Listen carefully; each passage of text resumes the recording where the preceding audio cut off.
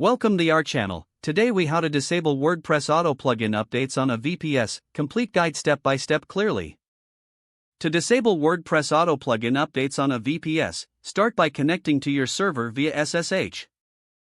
Use a terminal or SSH client and enter your server's IP address followed by your username. Once connected, navigate to your WordPress installation directory. Typically, this is located in a folder named public_html or www. Now, open the wp-config.php file in a text editor. You can use an editor like Nano or 6 by typing nano wp-config.php. Scroll to the bottom of the file. Here, you will add a new line to disable automatic plugin updates. Type the following code: define automatic_update or_disabled, true. This command will prevent all automatic updates, including plugin updates. If you want to disable only plugin updates, add this filter in your themes functions.php file. Open the functions.php file located in your active themes folder.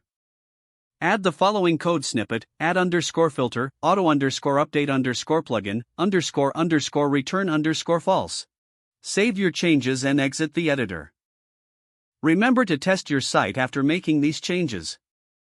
Take care not to disable critical security updates inadvertently. If you decide to re-enable updates, you can simply remove the lines added earlier. Now you can manage your plugins and their updates manually. It's important to stay informed about plugin updates for security and performance reasons. Regularly check the WordPress plugin repository for updates that need attention. Following these steps ensures that your WordPress site remains secure while giving you control over plugin updates. Always maintain regular backups of your site for safety. Review your site's performance after updates to ensure everything is running smoothly.